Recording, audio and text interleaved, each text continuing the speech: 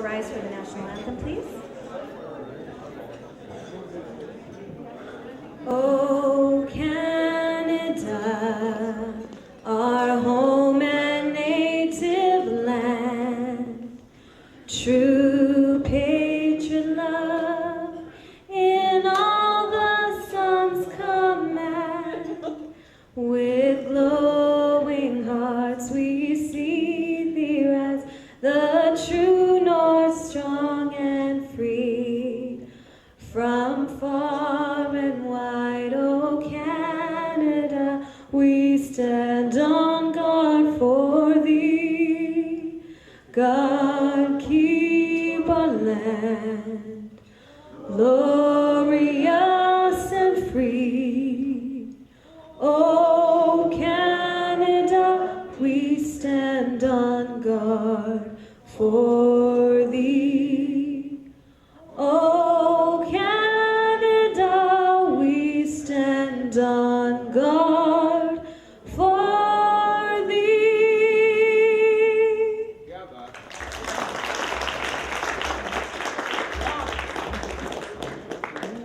Beautiful rendition. The program has already actually started, and I am basically going to give you a brief introduction about what this society, the Society to Defy Enmity, Encourage Peace. Every word has significance. When we defy enmity, we basically encourage peace. So it is basically following a certain pattern. Today, I am very thankful to two of our speakers who have come all the way. One from Hartford, Connecticut, Professor Vijay Prashad, a very inspiring personality. When you will listen to his story, I tell you, when you go back, you will feel the warmth and the fire in his lecture. The same thing with Rafia Zakaria. She's going to talk about contemporary Pakistani politics, the culture of Pakistani politics, the ethnicity, which is one of the reasons for the rage. She's going to talk about that. So our society, we had our first event last year, which was October 19th, and we invited Honorable Doug Roche to share his 30 years of service in the area of nuclear deterrence, and he talked about India-Pakistan peace initiatives. So really, this society is basically fostering that element of peace. Peace is very important. Peace disturbs any part of the world, it disturbs the other part of the world. So I remember Seymour Hersh, one of the big names in journalism. He wrote that if, God forbid, Iran is bombarded, the cost of life will be in 10 to 30 million. And the spillover will be in South Asia. And I think Vijay will probably elaborate on that. We are at a crossroad, and we have invited members of the Legislative Assembly to hear us and trumpet the cause of peace, whether in the legislature or in the parliament, because peace is the respect to the humanity. So on that note, I will now introduce the MC of tonight's event. Just for a basic introduction, I met him when I came to do my postdoctoral fellowship in 1983. And it is, 29 years now? We have known. Ideologically, we click on many ways, on many issues. We have certain commonality. And I am so happy that he flew all the way from Vancouver just to host this event. So, ladies and gentlemen, please give him, you know,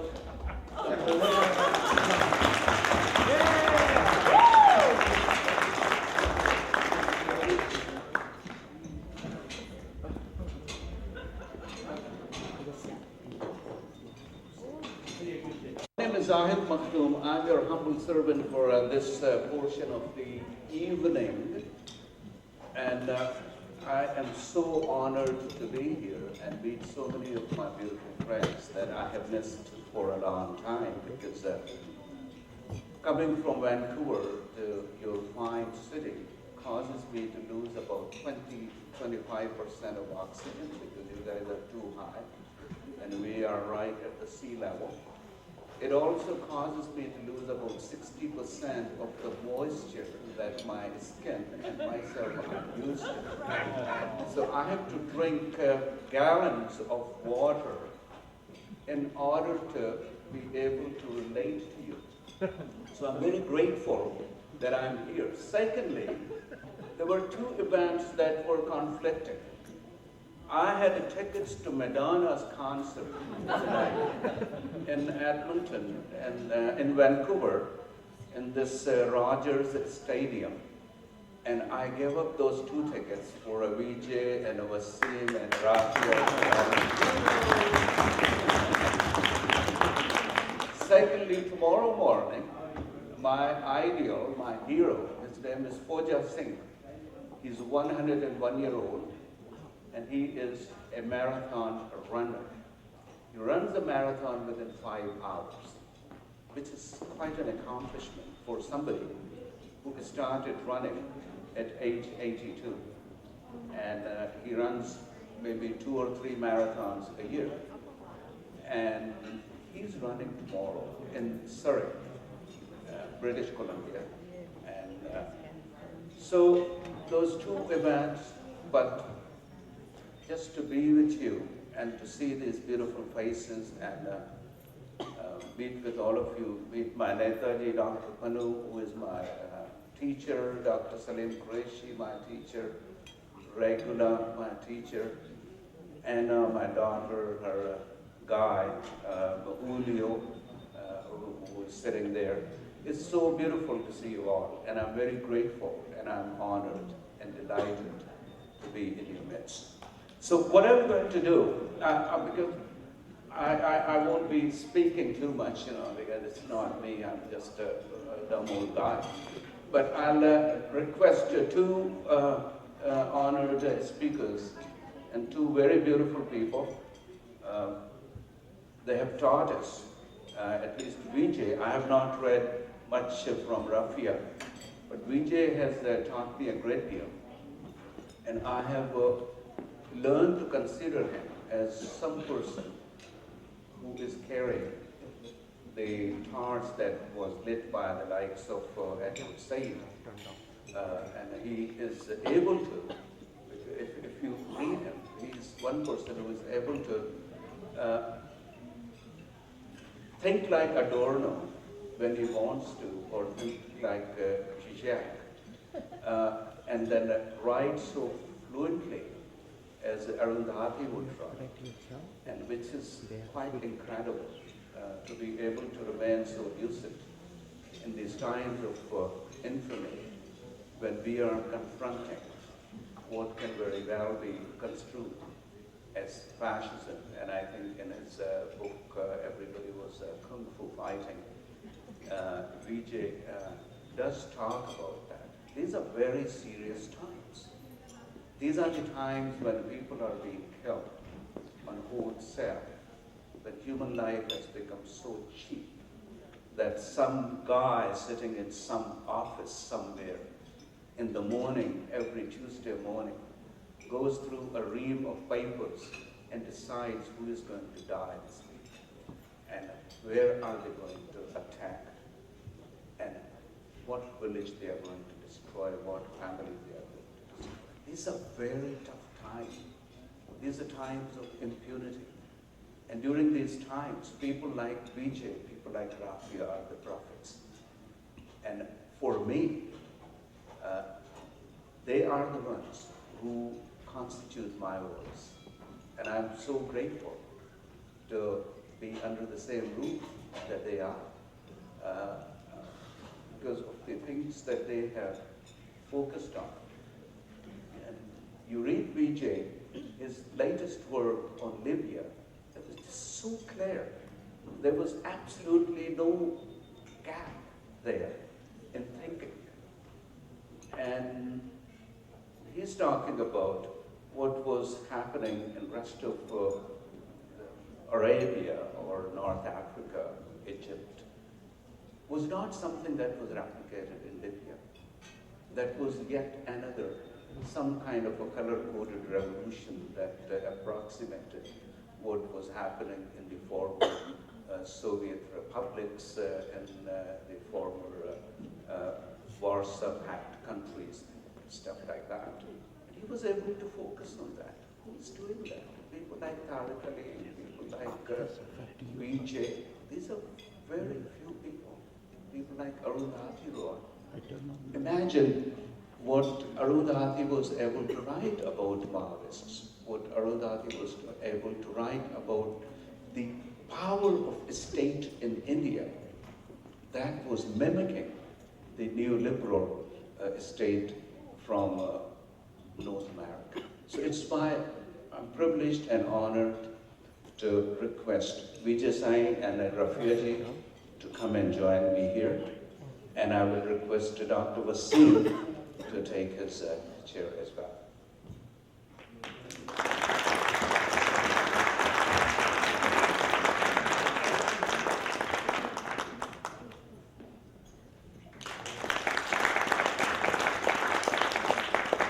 Well, it's my second time in Edmonton. The first time was 1983, when I drove from Toronto to the Nahanni River and stopped in Edmonton. So it's nice to be back here. Also, 5 years after that was the last time I saw Karen Ball. So it's nice to see Karen again after so long. Wasim, you guys are crazy.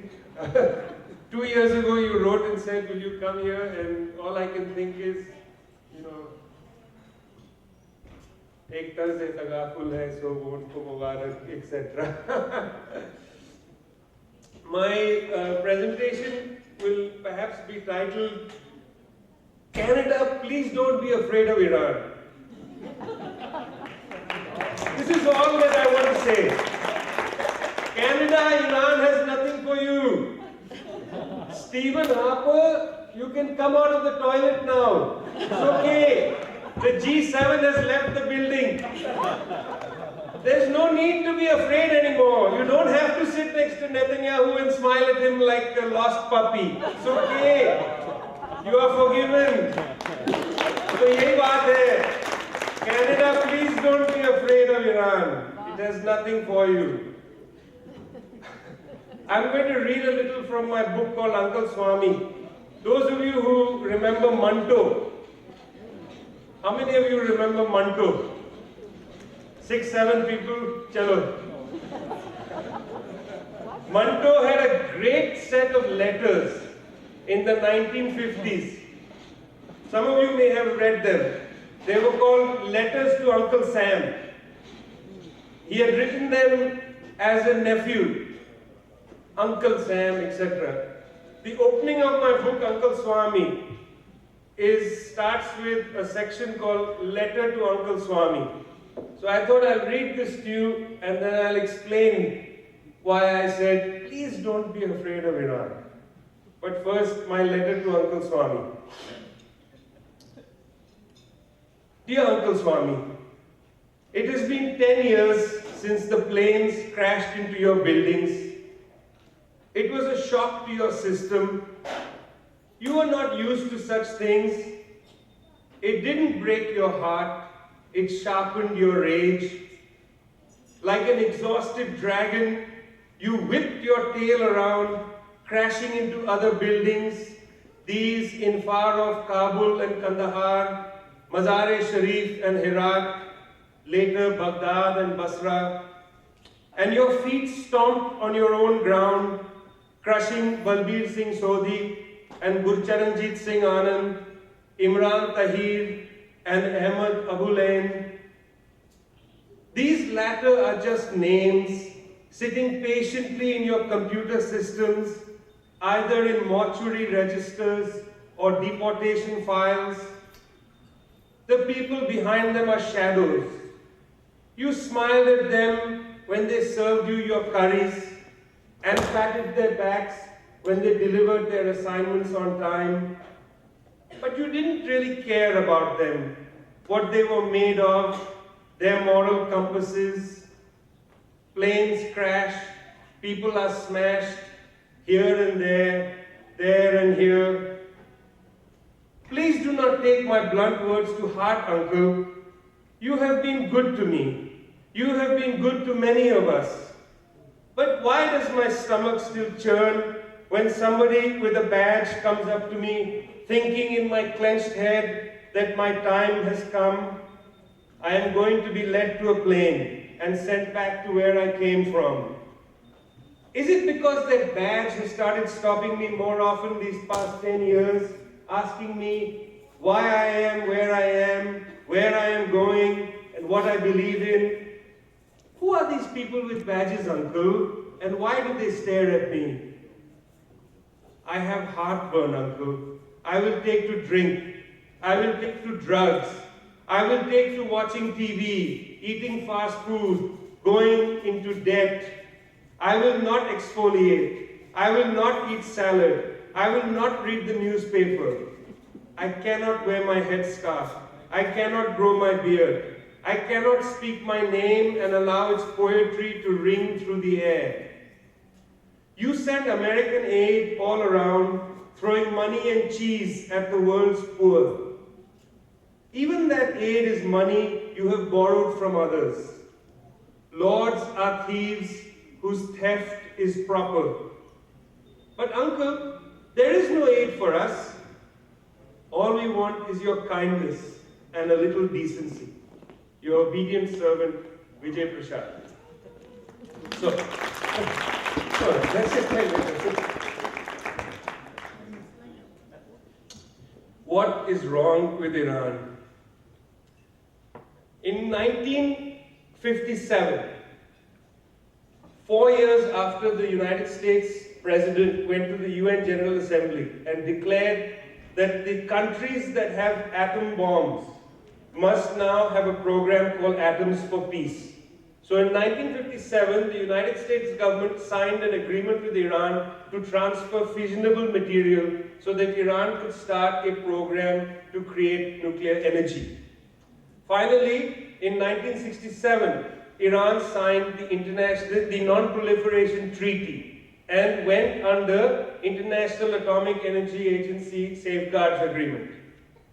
In 1974, everything was set in place. The Shah of Iran looked eastward and saw that Mrs. Indira Gandhi had gotten away with an explosion of a nuclear weapon. India, which like Israel and Pakistan and North Korea were outside the Non-Proliferation Treaty, unlike Iran, and therefore were outside International Atomic Energy Agency safeguards, unlike Iran, was getting away with a nuclear weapon. So the Shah of Iran said, I better have a covert program. It turned out, of course, that he ran out of time because something terrible happened to him 3 years later and he was exiled from his country. It's always sad for monarchs to be thrown out of their country. It's good for the United States because the United States then gets their families who set up vast empires and television channels trying to return home. And in Los Angeles, in fact, there's a vast network of people who want the Shah's descendants to return to Tehran, which is even greater fantasy than the people who wanted Zahir Shah to stop playing chess in Rome and come back as the king of Afghanistan. You know, amazing ideas that people sometimes have of bringing monarchs back after the people have overthrown them.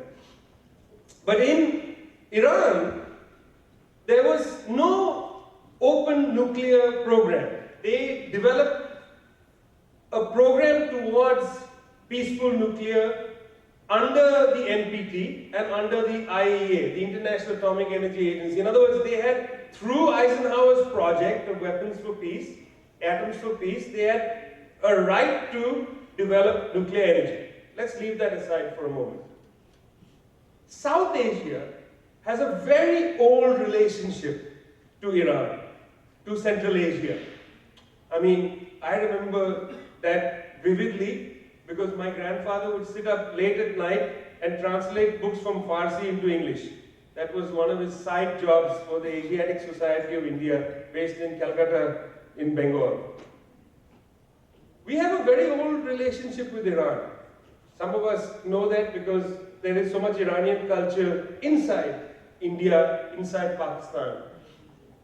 In the 1990s, when India felt that there was a major need to increase energy sources, you know, the problem of a booming economy, fine, it booms for only a few people, but nonetheless it was booming.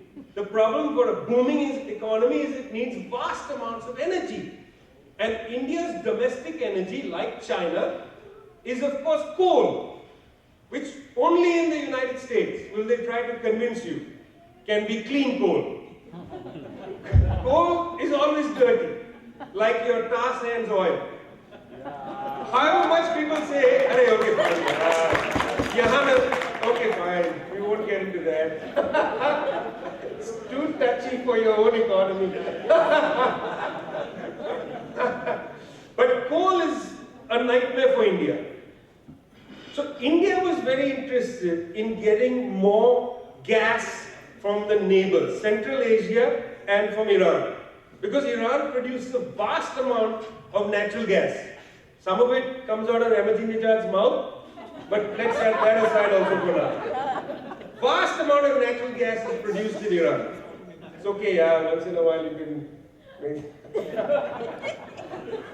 vast amount of gas. Secondly, in the 1990s, there was a great interest in tying the economies of India and Pakistan closer. There were some moves made in that direction. Various strategic planners were saying that's the way to build so-called confidence for peace. That we need to link these countries together. So the idea was an Iranian pipeline was going to come from Iran through, in those days the feeling was in the Pakistani elite that once the Taliban comes to power in Kabul, it will be safe to run the pipeline through Kandahar into Balochistan and out into India, you know, through Sindh, out into India. That was the idea. It was called the Peace Pipeline. It was the pipeline of peace. And it was a very important idea. It was taken seriously by all major political thinkers, including the ruling elite. Why? Not because they believe in peace like we believe in peace. Not because they are idealists and utopians like us, proudly. We are proudly idealists. Nothing wrong with ideals. Without ideals, we'd end up no longer being human. Aadmi tha badi mushkil se insaan hua. Right? There's nothing wrong with being. They are not idealists. They are simply about pragmatism and money. And they understood that if you need energy, coal is not going to cut it. For pragmatic reasons, you bring the gas from Iran. Now comes the problem. After 9/11, the United States government, at the time led by a man that one does uncharacteristically miss at the top of the tree, George W. Bush, who articulated the view via his team that Iran was a problem. Now, I want you to understand something, that Benjamin Netanyahu, when he was a member of the Knesset, in 1992 gave a speech saying Iran is 3 years away from making a nuclear weapon. We are now at 2012, and I just saw him do his Mickey Mouse cartoon act at the UN General Assembly with the drawing of a bum and a red marker. He was basically saying, I know how to draw a line. Look, and in fact, as somebody at the Daily Beast put it, he made a mistake. he drew the line above the 90%. That means that Iran can actually enrich to above 90% weapons grade and then we'll stop them. He was meant to do it below. He was not properly briefed. It's okay. He had his marker. Chalo, that's okay. But in 92 he said they're going to have a bomb. This is a long-standing issue. And we don't have time to get into that. The role Iran plays in the Middle East. Why the Saudis don't like it. We don't have time to go into all that. Huh? We would wish we could get into, but there's no time for that. That's another very interesting story. Let that be. In the early 2000s, Condoleezza Rice makes an opening to the Indian government. Then the Indian government was led by the BJP, Bharatiya Janata Party. Nothing Janta about the Bharatiya Party, but still it's called the Bharatiya Janata Party. We generally like to think of it as something quite different than the Bharatiya Janata Party, but they were in power. They were quite receptive to what the Rice and what the Bush administration was saying. What they were saying was the following: we are going to make you a deal. We don't think you should have a relationship with Iran. We are going to give you nuclear power. Nuclear power is better for India because it's more modern. Modern, advanced countries who are players in the UN Security Council, the P5 members, are recognized nuclear powers. If you want to be a player, you have nuclear. Or as George W. Bush used to say, nuclear. If you have nuclear, you win. Natural gas, no good. Okay? That was the basic line. And India decided, to my great shame, to go along with the Bush line on this. Now, why is this a problem? Remember, India is not a member of the Non-Proliferation Treaty. India is not under International Atomic Energy Safeguards. And yet, the United States in 2005 and 2006 signed the US-India Civil Nuclear Agreement, also known as the 123 Agreement, the Hyde Amendment in the US Congress. They passed a special amendment. And also this meant that the United States would stand as surety for India in the nuclear suppliers group to provide India with nuclear material for the reactors which will be built by American companies. What a great deal for the US. Ron Somers of the US-India Business Council said that there's so many dollars, so many zeros to this that we've stopped counting. They were going to make hand over fist. Westinghouse was salivating. They were going to build many of the reactors. Okay? Imagine what this looks like from Tehran, just for a minute. Although nobody wants to stand in Tehran's shoes. 300, 400% inflation right now. Catastrophic economy because it's being strangled. Just imagine from Tehran. India, just to repeat myself, out of the NPT, out of IEA, twice exploded nuclear weapons, 1974 and then 1998, is now embraced by the United States into a nuclear deal where the United States is surety for India to go to the nuclear suppliers group to get material, whereas Iran, inside the NPT, inside the IAEA, whose Director General reports have consistently shown there's no weapons program, is being strangled. They think of 1953, when Mossadegh was overthrown in a CIA coup. They think of the 1920s, when Reuters was making money in Iran and manipulating his own media company. It becomes Reuters eventually. Mr. Reuters played a big role, making hand-over-fist money in Iran. That's what they are thinking. They're not seeing this as a principled attack on Iran. They see this as a political attack on Iran. And what did India do as a quid pro quo for the nuclear deal? One, the gas pipeline agreement fell apart. Secondly, twice India voted in the IAEA. Now remember, India has a position in the board of the IAEA, but is not a member of the Non-Proliferation Treaty and is not under IAEA safeguards. That means India is on the board of an organization whose rules it doesn't follow. But India voted twice against Iran in the IAEA as a deal, this is revealed in the WikiLeaks cables, as recompense, as payment for breaking that gas pipeline with Iran, that whole deal. That is what imperialism does to our part of the world.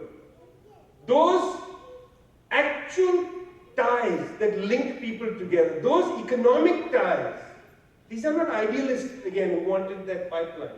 Those have to be sacrificed to support somebody else's interests. It's not in India's interest or the Indian Janta's interest to sign a nuclear deal with the United States. Today, off the coast of Tamil Nadu, there is a life and death struggle going on to stop a nuclear reactor being built. Kondukulam struggle. People have buried themselves on the beach and are refusing to move. They don't want a nuclear reactor. They have less problem with the gas pipeline. But listen to this, and this is toward where I'm going to end. It's impossible to strangle Iran, even though they are trying hard. The United States and Canada are part of the ISAF team that are occupying Afghanistan. The United States has been putting pressure on all countries to stop trading with Iran, correct? And Canada decided to join this direction. Meanwhile, the United States and Canada, which are occupying Afghanistan, cannot stop Afghanistan from importing 50% of its oil from Iran. Because geography is destiny. You cannot get gas and fuel into Afghanistan from any other country than Iran.